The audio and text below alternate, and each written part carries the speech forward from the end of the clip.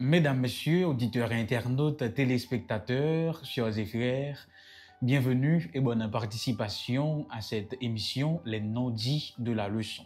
Dans cette capsule, nous allons débattre, aborder la 11e leçon de ce trimestre intitulée Ruth et Esther. Et le texte à mémoriser se trouve dans Esther 5, le verset 2. Lorsque le roi vit la reine Esther debout dans la cour, elle trouva grâce à ses yeux, et le roi tendit à Esther le sceptre d'or qu'il tenait à la main. Esther s'approcha et toucha le bout du sceptre. Prions. Seigneur, nous avons grandement besoin de toi. J'ai besoin de toi pour la pleine réussite de cette présentation. Accorde-moi dans ta bonté ton Saint-Esprit et à ton peuple la révélation de ta vérité au nom de Jésus. Amen.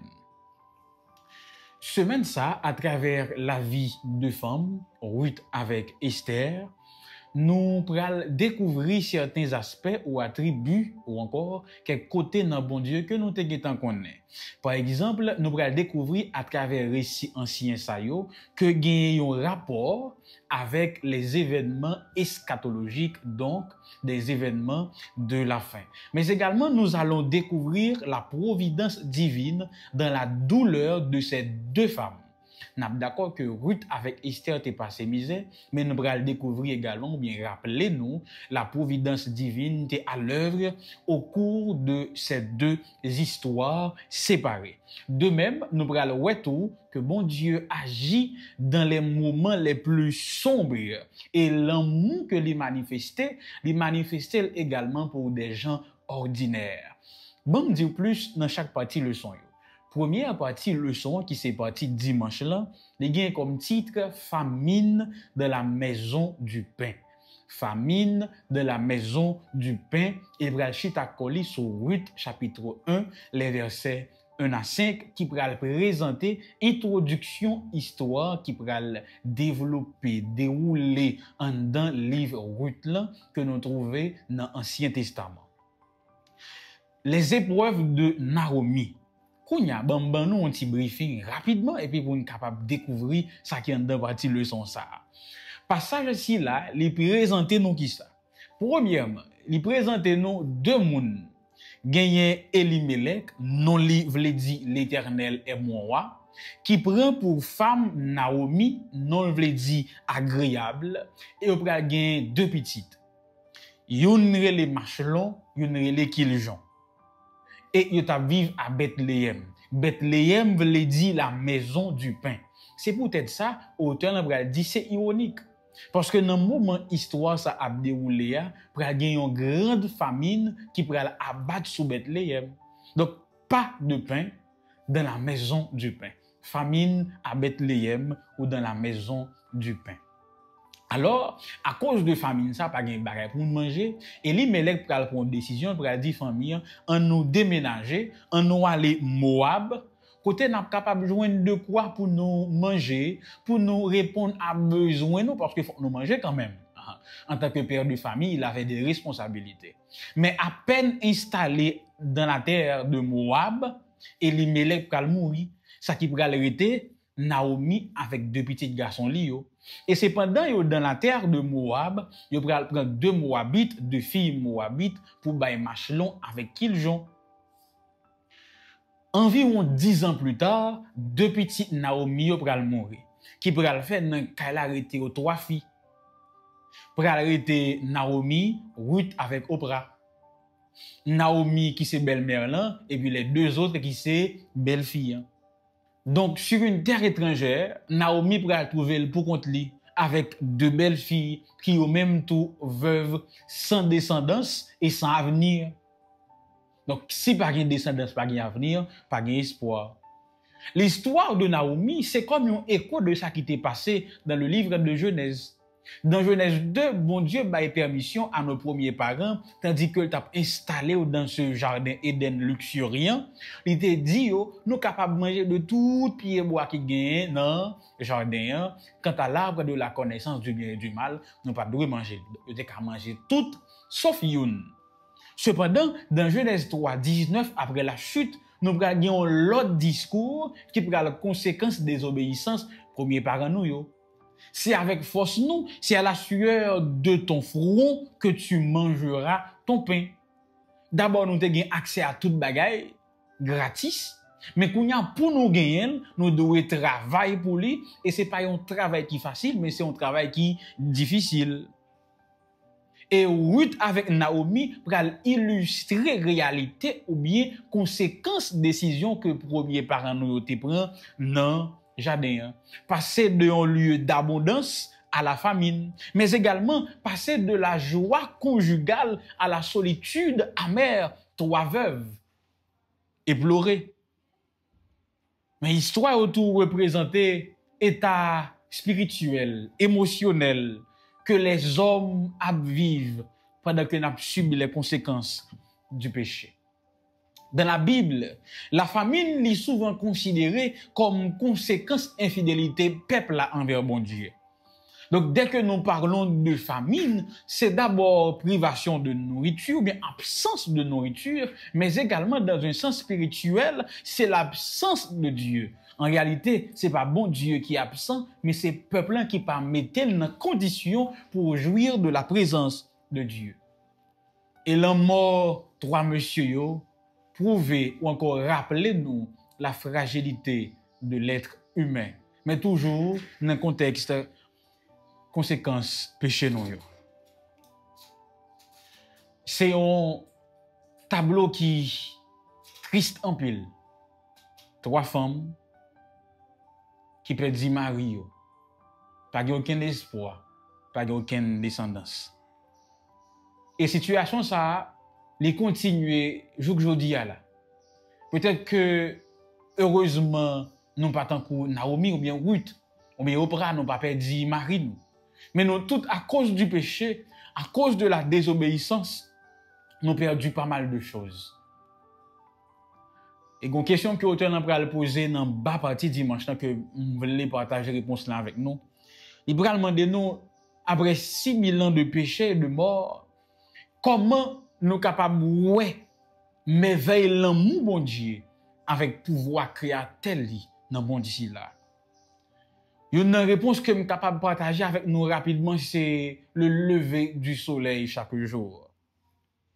Le fait que le soleil est levé chaque jour, même si un pile nous prend comme acquis parce que son habitude et ne pas faire rien pour lui, moi je veux dire que le fait que le soleil est levé chaque jour, c'est une preuve de la fidélité de Dieu.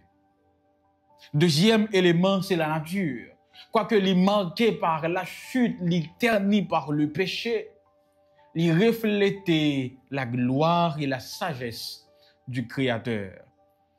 Également, chaque fois nous croisons un monde qui posait une bonne action, qui aidait nous, qui compatissant envers nous, qui montrait nous comment il est bon, c'est encore une preuve de la bonté de Dieu. Au psaume 19, le verset 2, le psalmiste déclare avec raison: les cieux racontent la gloire de Dieu et l'étendue manifeste l'œuvre de ses mains. Parti lundi, on a fait continuité avec l'histoire que nous commençons. Ruth et Boaz, parti lundi, parti ça, les chitakoli sur Ruth chapitre 2, les versets 5 à 20. On nous comprend bien. On dit nous, Elimelech prend madame Naomi avec deux petites lits, qui se Machlon avec Kiljon, yo quitté Bethléem qui voulait dire la maison du pain, yo allé Moab à cause de famine, pas de quoi pour manger. À peine installé sur la terre des Moabites, Elimelech mourit, tandis que deux petites lits yo t'a épouser deux Moabites, Ruth avec Oprah.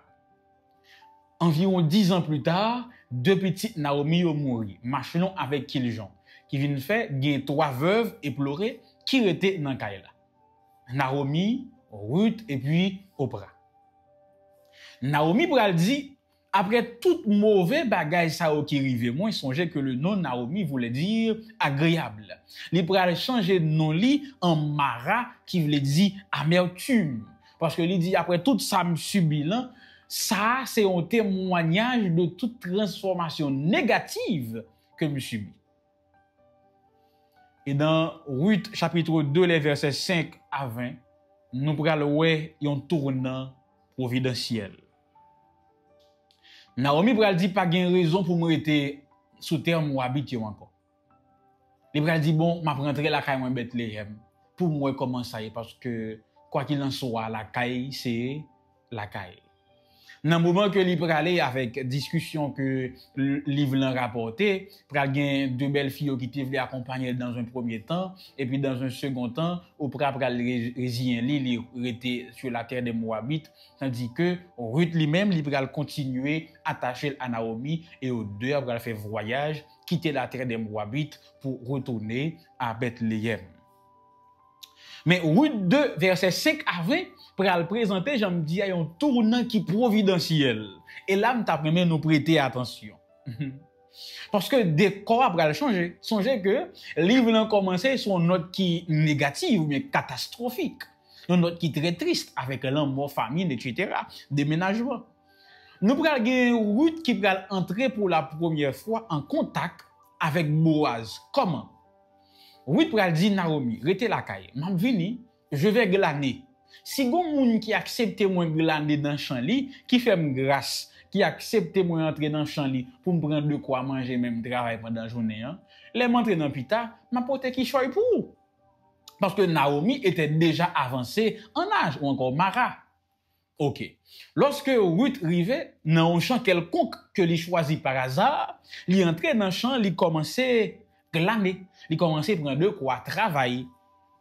Et puis ça pour attirer attention Boaz. Sans que Boaz pas connaître qui est lié, sans que Ruth pas connaître qui est Boaz lié. Boaz remarquait capacité ou bien encore ce côté laborieux que Ruth te gagné. Et puis il a commencé à enquérir auprès des serviteurs pour connaître qui est cette jeune fille. Que fait-elle? D'où vient-elle? Qui côté la vive?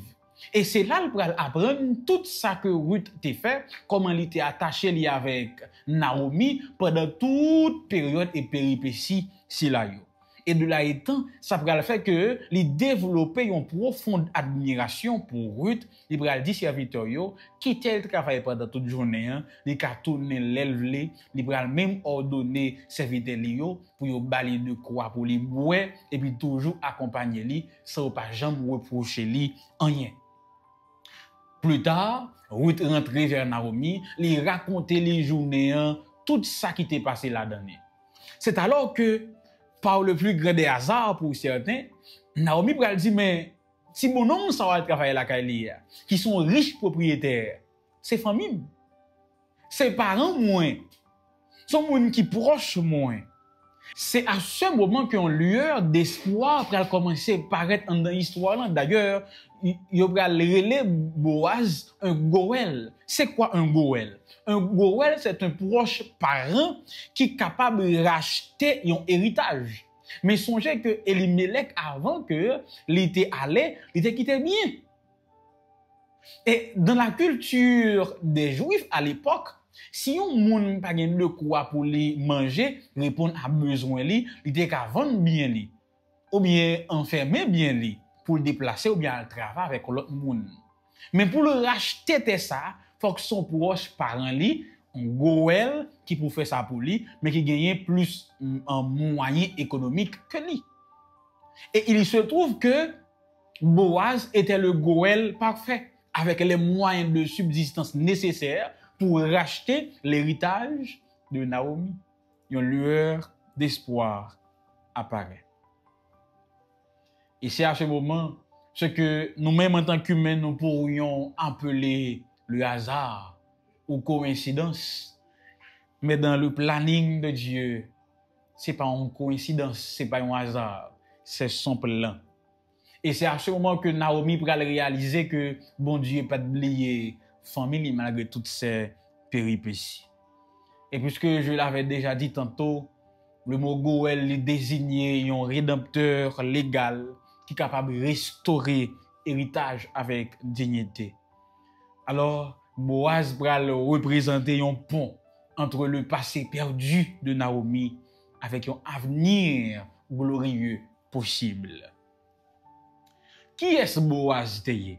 Boaz, non livre le dit, en lui est la force. C'est un homme qui était riche, influent, mais surtout, façon que la Bible l'a présenté, nous capable de dire, c'est un monde qui était juste, bienveillant et pieux. C'était un homme de caractère, attentif à la loi de Dieu. Et il était attentif à monde qui a souffert tout. D'ailleurs, c'est pour cela qu'il était admiré.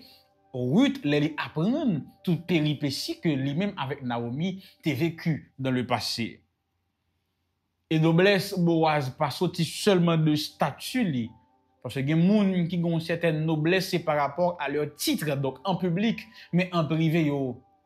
Mais Boaz lui quant à lui sa noblesse venait de son cœur.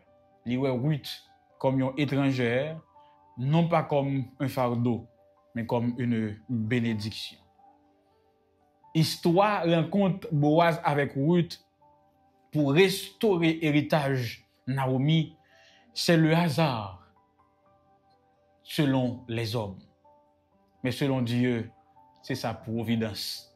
Selon la Bible, c'est la providence de Dieu qui agit.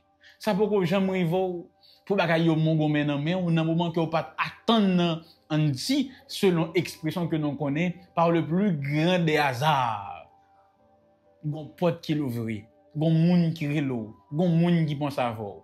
Les hommes appellent ça le hasard. Dans le moment que toute bagaille pral fini et puis gon moun qui longe men ba ou, relé ça coïncidence. Mais nous en tant que chrétiens, nous savons que c'est la providence de Dieu. Que dans les péripéties, Dieu n'oublie jamais ses enfants. Également, il y a ce processus de rédemption qui commençait par la rencontre entre Ruth et Boaz, pour capable retrouver dignité avec héritage lié. Chers et frères bien-aimés, j'imagine que il y a nous cap coûter garder mission ça. Qui tant que Naomi, qui à un moment donné toute barrette après aller bien dans l'idée pour nous chercher une vie meilleure bagaille yo gagner dans main. J'imagine que gampil nan nous tant que Naomi fille ou garçon qui t'apprend à changer non parce que tellement nous connaît souffrance, tellement nous passer par des moments difficiles. La vie a pas fait nous cadeau, la vie a pas épargné nous rien. Gampil nan nous souffrance, trahison, déception, échec, c'est le quotidien non. Mais l'histoire de Naomi nous apprend que Dieu n'oublie jamais ses enfants. Par contre, combien de temps Naomi te prend? Mais je sais une chose, la Bible nous dit une chose, que Dieu n'avait jamais oublié Naomi et sa famille. Et que lui-même était tracé un plan pour restaurer héritage avec dignité famille ça. Tout comme je veux le croire, avec beaucoup de conviction et de foi, que bon Dieu vient pour le restaurer, mais la restaurer également. Amen. Partie mardi, Boaz en tant que rédempteur.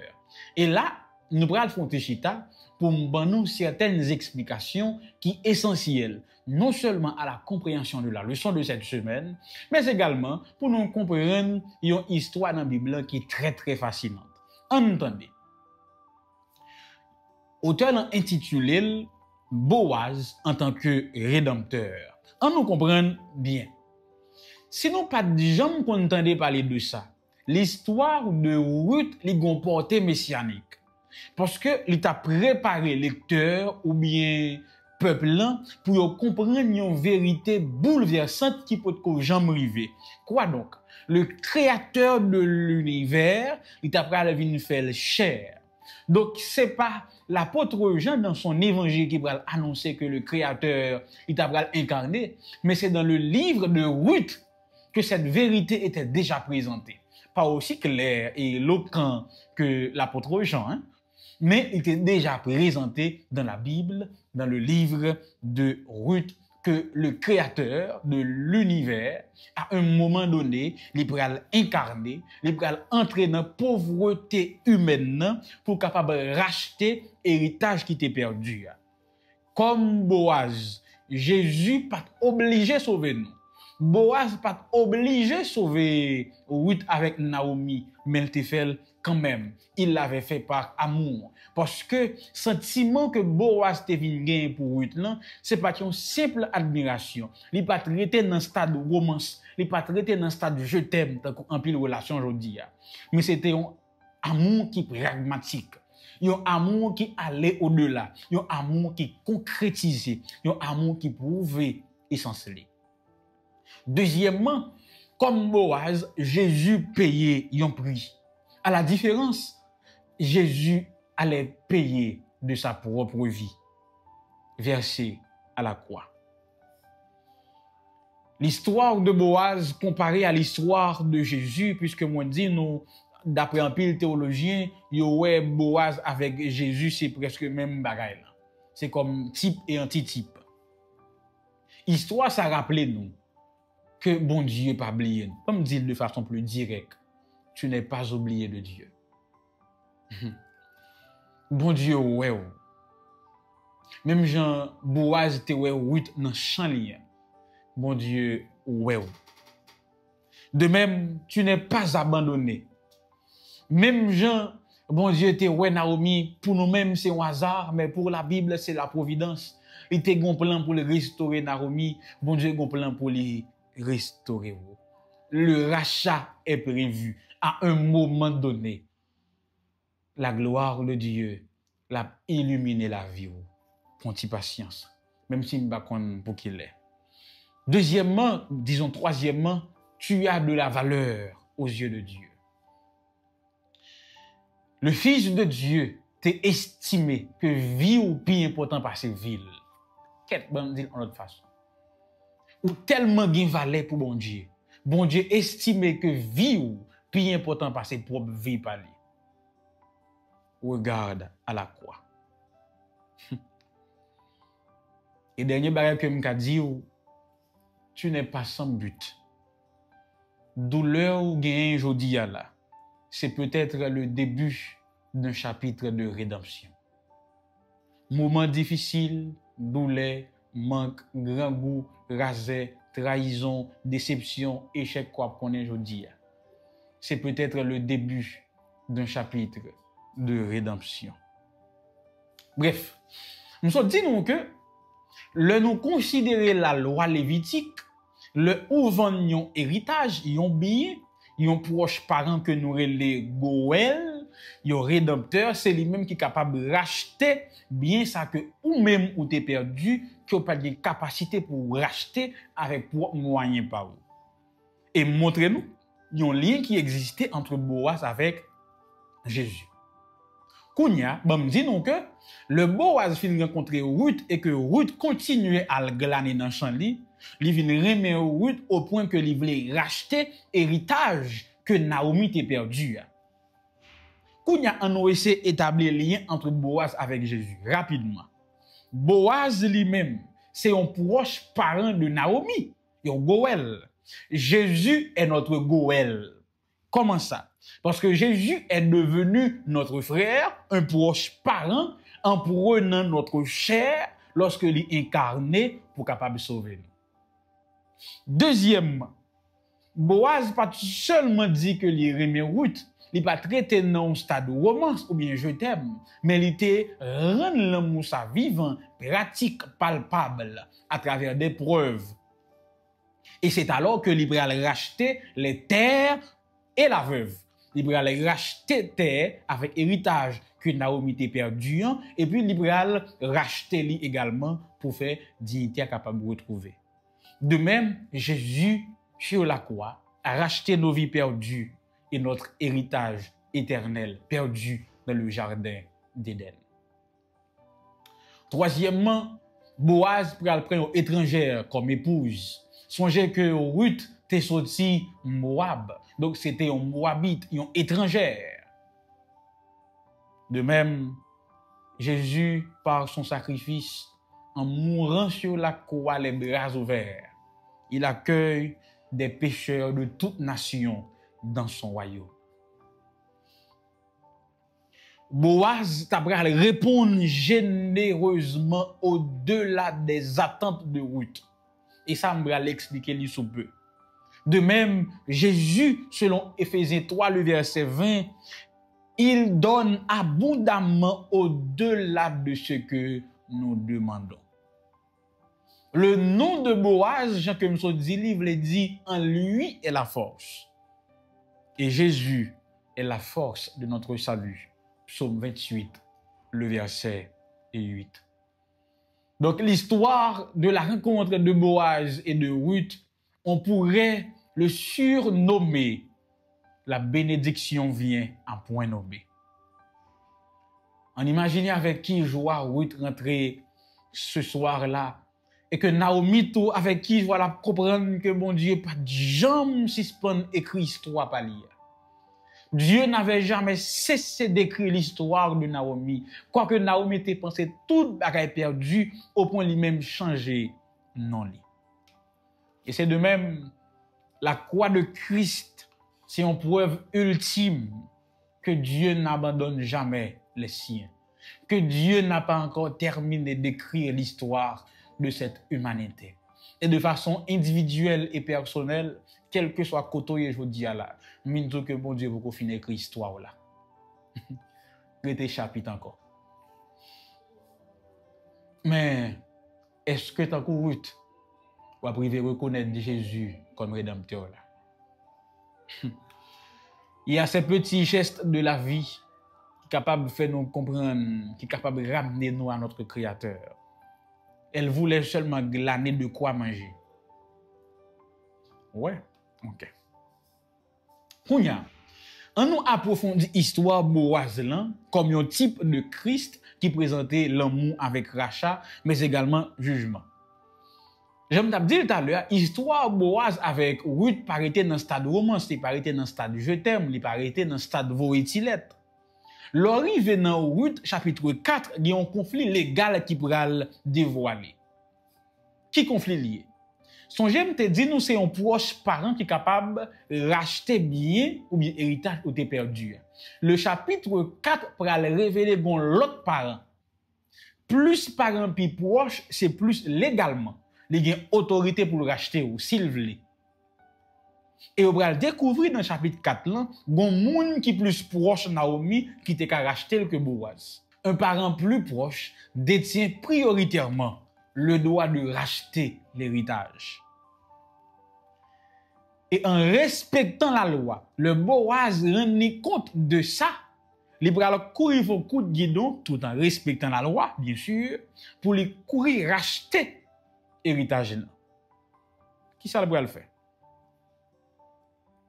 Il va le présenter aux portes de la ville, qui c'est un lieu côté où discuter des affaires juridiques, les décisions légales, c'est là que prend, mais également pour prouver que y a une décision publique. Donc c'est là tout le monde qu'on est réuni pour prendre des décisions publiques et juridiques. Donc Boaz se présente aux portes de la ville et c'est là que l'Ibra a racheté Naomi, Ruth avec héritage là.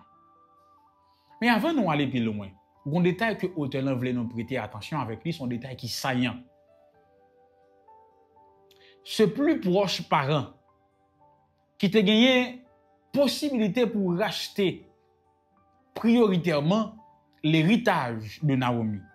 Il est capable de représenter Satan dans l'histoire.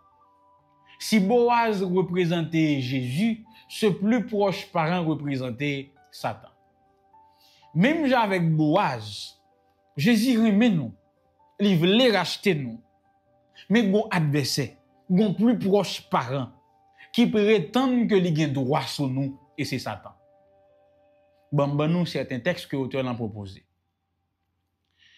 Dans Job 1, les versets 6 à 11, Satan entrait dans l'assemblée céleste et il présentait comme celui qui parcourt toute la terre. Cette expression, son façon pour faire comprendre que il revendiquait possession monde déchu, que désormais la terre, le royaume de la terre lui appartient légalement. Et c'est pour cela qu'il peut accuser Job, il peut dire si Job fidèle, c'est parce que il connaît ou bénil. Donc en dehors de tes bénédictions, il serait infidèle. Donc il serait comme moi. Donc, il veut montrer que Job plus proche lui que les proches bon Dieu. Et que si Job proche bon Dieu, c'est en apparence, mais qu'en réalité, il est plus pour Satan. Dans Matthieu 4, les versets 8 et 9, Satan n'a une tentation liée pour offrir Jésus le royaume du monde. Comme si c'était pour l'île, c'est l'île créé comme propriété privée. Donc c'est encore un moyen de réclamer, de revendiquer les droits de possession sur l'humanité et la planète. Et même voulait pour Jésus t'a adoré lui, nous songez histoire là. Et dans Jude 1 verset 9, et même au sujet de Moïse, Satan pourra contester le droit de la résurrection. Il a accusé même après la mort. Il a accusé Moïse même après sa mort et puis il opposé à la rédemption que mon Dieu offrit. Dans Luc 22, le verset 31, Jésus dit à Pierre, Satan vous a réclamé pour vous cribler comme le blé. Donc, pendant toute l'histoire, Satan ne fait que revendiquer la terre et les humains. Il dit c'est lui-même qui est plus proche, nous, notre plus proche parent.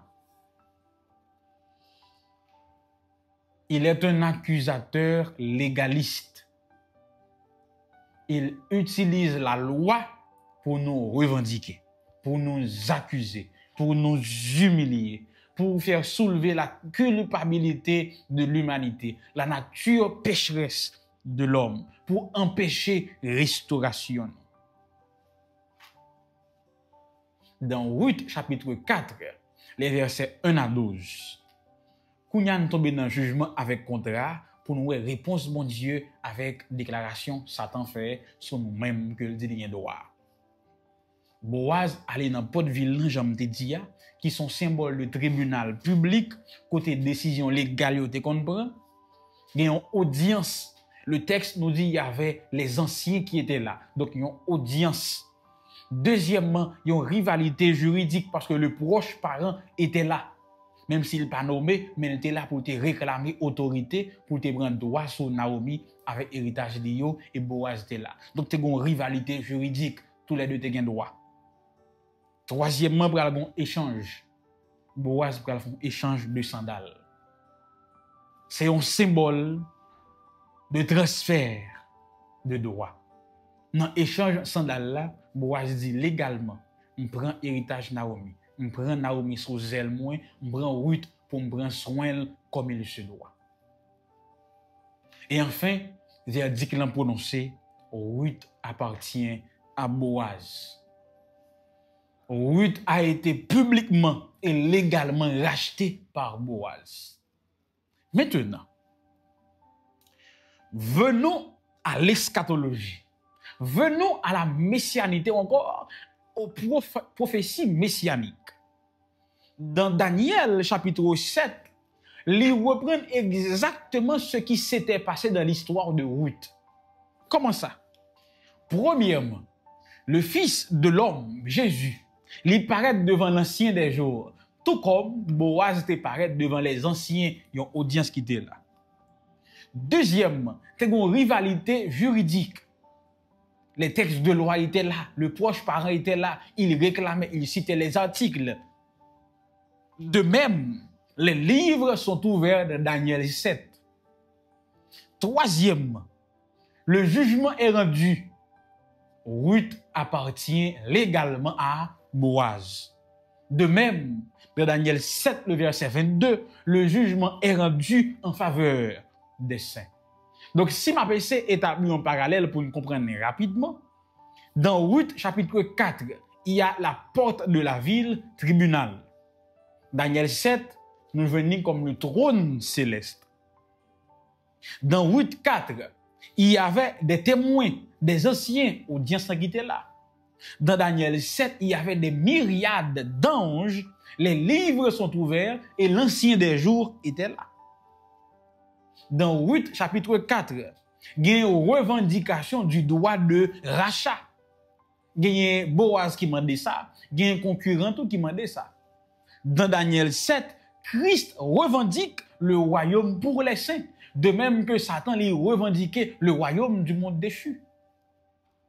Dans Ruth chapitre 4, il y a un échange de sandales pour montrer que lui rachetait Ruth avec Naomi, disons mieux. Dans Daniel 7, il y a un échange tout, il y a un échange de place, il y a un échange de vie. Dieu donne sa vie pour nous. Christ a payé notre prix, sa vie. Et enfin, dans Ruth chapitre 4, il y a une rédemption publique, parce que c'est devant tout le monde que Boaz rachetait Ruth. Dans Daniel 7, le rétablissement de l'héritage des saints l'a fait devant tout le monde, monde visible et monde invisible.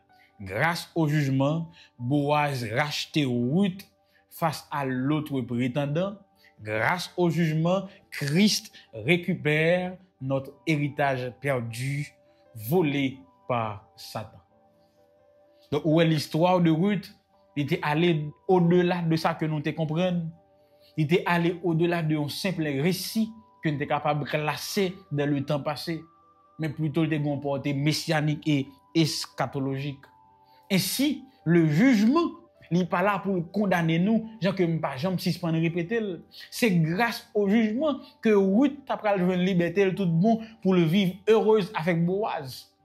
De même, c'est par le jugement que le peuple de Dieu sera définitivement libéré du péché, libéré de l'emprise et des accusations de Satan pour vivre librement avec son époux Christ pour l'éternité. Tout ça grâce au jugement.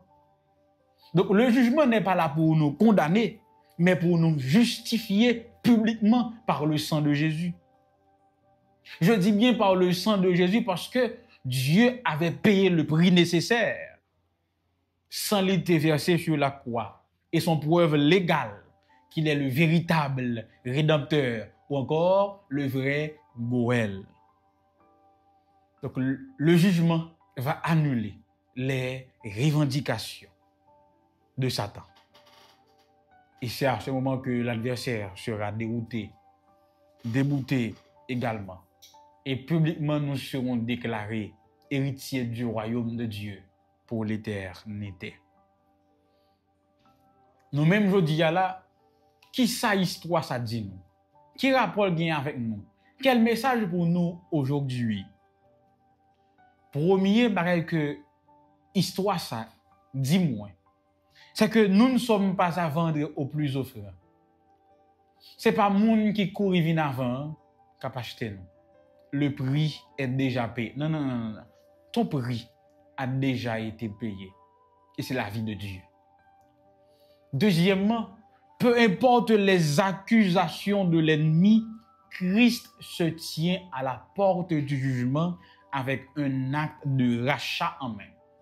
Quelle que soit l'accusation que Satan fait contre nous, Jésus déjà campé avec un acte légal qui prouvait que nous c'est pour lui et que le pas droit sur nous encore. Troisièmement, avenir nous scellé. Notre avenir n'est pas scellé par notre passé, mais il est scellé par le verdict du ciel, justifié en Jésus. Ce n'est pas passé non qui défini ni présent ni futur. Quel que soit notre passé, notre avenir en Jésus est scellé par le verdict du ciel que rien ni personne ne peut révoquer. Justifié en Jésus pour l'éternité. Désormais, nous ne sommes plus orphelins. Nous sommes fiancés au roi des rois. Et nous disons Amen. Si nous avons essayé un titre avec histoire, ça me dit de Moab à la gloire. Ruth, qui vient de Moab, de la terre des Moabites, un peuple qui était exclu.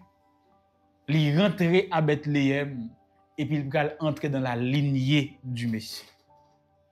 Donc le jugement final, ce n'est pas une menace pour les croyants, mais c'est une confirmation légale de notre adoption, l'annulation des accusations de l'ennemi, le début de notre éternité avec notre Rédempteur. Jésus par acheter nous en cachette, Il rachetait nous publiquement sur la croix pour tout le monde parler de ça. Il veut tout le monde connaît. Jésus veut que tout l'univers sache que celui-ci, que celui-là, que celle-ci, que celle-là, que moi, j'appartiens à Jésus. Qu'il a payé le prix pour moi. Plus personne ne peut revendiquer mon cœur à part Jésus. D'après moi dit ça. Plus personne ne peut revendiquer mon cœur à part Jésus. Amen. Parti mercredi, nous allons rentrer dans le deuxième personnage, parce que nous sommes titre leçon, c'était Ruth et Esther. Et parti leçon, ça, c'est intéressant. Aman et Satan. Aman et Satan. Si nous avons une introduction qui résumé Sandra dit là, nous allons voir Aman comme un reflet de Satan. Même haine, même orgueil, même échec. Qui est Aman Teye? Ou bien qui est Aman Niye? Aman, dans le livre d'Esther, c'est un homme qui était élevé à la plus haute position sous le roi Xerxès Assuérus. Il t'a pris un orgueil qui démesuré. Orgueil, ça t'a pris trouver lui blessé parce que un bon le Mardoché refusé prosterné devant lui. Il pas contenté pour le punir seul Mardoché, mais dans un orgueil pour l'évangile, il voulait détruire tout peuple juif là parce que connaît Mardoché était un juif. C'est comme exterminer tous les Haïtiens à cause d'un Haïtien. Vous avez compris. Et l'histoire, ça va révéler un bail qui est plus profond au sujet de la jalousie.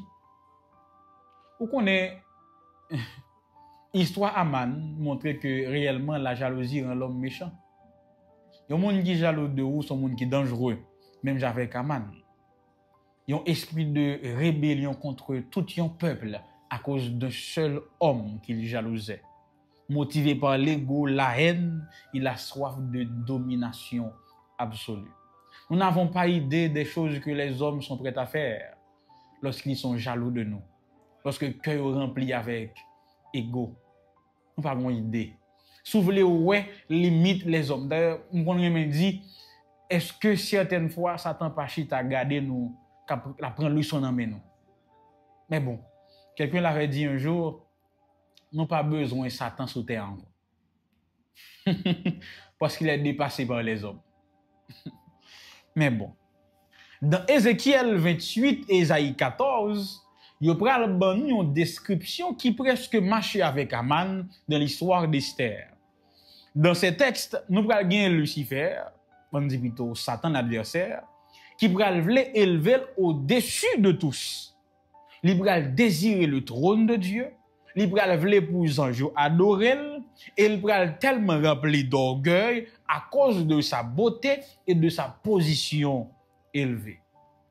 Comme Aman, Lucifer pas contenté d'un seul homme, il voulait attaquer tout un peuple, le peuple de Dieu. Parce que il pas voulait seulement être puissant, il voulait être adoré. C'est pour Mardoché prosterner devant.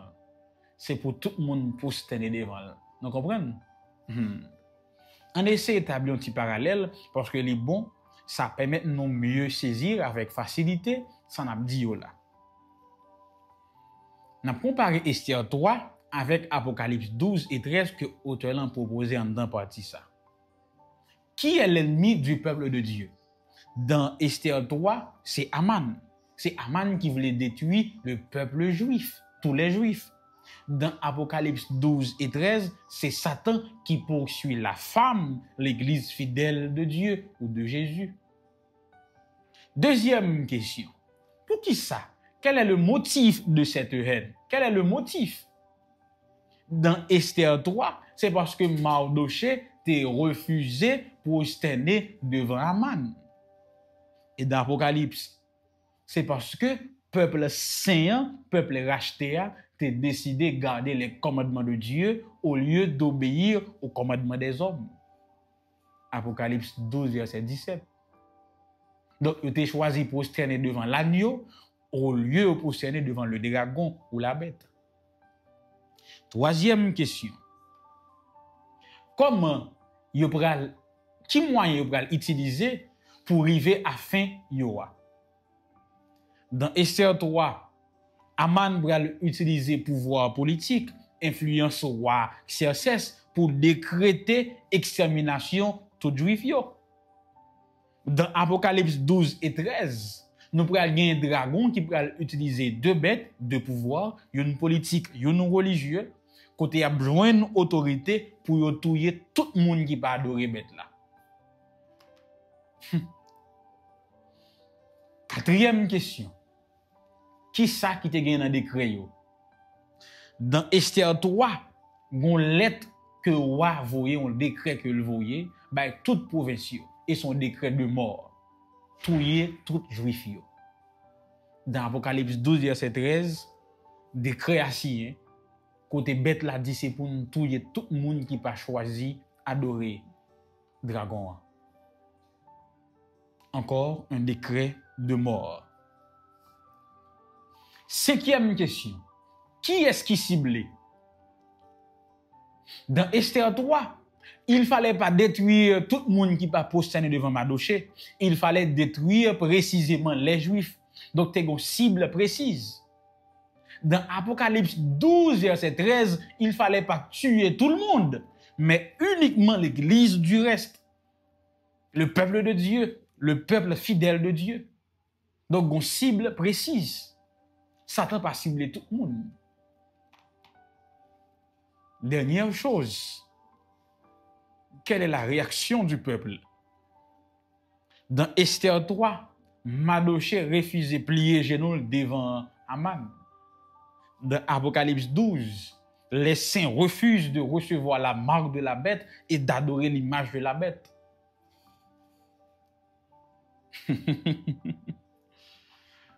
Et c'est là maintenant, bien aimés chers et frères, que nous allons tomber dans la partie jeudi pour nous terminer. Et j'aime beaucoup cette dernière partie pour un temps comme celui-ci. Bien aimés chers et frères, dans Esther 4, les versets 13 et 14, Mardochée pral rappeler Esther certaines vérités fondamentales s'il t'a choisi faire silence. Parce que tu as un pile risque dans l'histoire là lorsque nous prêtons attention à ce qui se trame dans ce livre, le livre d'Esther. Il dit Esther, ou persévérer, même vous le connaissez, si vous choisissez faire silence. Bon, me dit une façon pour nous comprendre. Si vous choisissez rester indifférent, il dit le secours et la délivrance surgiront d'autre part. Si c'est pas vous-même, bon Dieu utilisé, la utilisons l'autre quand même. Bon mal plus loin. Les bons diables délivrent petit li. S'il pas passé dans porte là, la passé dans fenêtre là. Les jours pour l'arrivée, bon Dieu mettez pour délivrer, même si tout le monde a commencé à dire non, gon monde qui a envie de dire non, qui a écrit pour dire non, qui a planifié pour dire non, l'arrivée c'est oui l'a dit et c'est oui l'a fait. Et ça Mardochée dit. Ou qu'a choisi faire silence, ou qu'a choisi être indifférent. Mais secours, délivrance là, l'absorption de l'autre côté, c'est le pas sorti par vous-même. Et c'est pour cela que le bras dit, Esther, il est vrai que l'on bien gardé l'histoire pour venir arriver sur le trône, ou qu'a dit c'est une succession d'événements qui tombent par hasard. Mais le bras dit peut-être que c'est pour un temps comme celui-ci que tu es devenue reine. Dans le hasard des hommes, la providence de Dieu se dessine. Dans Esther 5, les versets 1 à 3, nous pouvons comprendre que pour reine te présenter devant roi, elle devait être conviée. Il faut que c'est roi qui te demande elle. Esther n'avait pas été conviée. Et l'elle présenter devant roi sans invitation, sans convocation, il risquait la peine de mort. Et Esther, sans être conviée, il osait présenter devant le roi. Et la providence de Dieu pour le faire, le roi ou reine au lieu pour décréter la mort, il recevoir avec grâce et puis longer 7 plans bali qui sont symboles d'acceptation et de grâce également. Parce que bon Dieu, bon Jean, avec son bras puissant, il change les choses.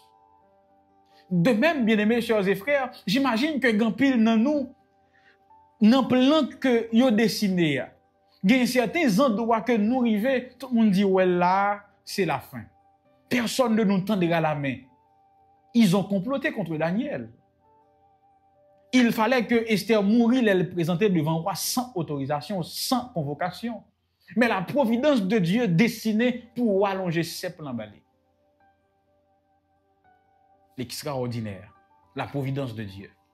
De même aujourd'hui, la providence de Dieu travaille en faveur de moi et en faveur de chacun de vous. Moment côté non pas de jambe penser. Bon Dieu, fait loger ses plans balais.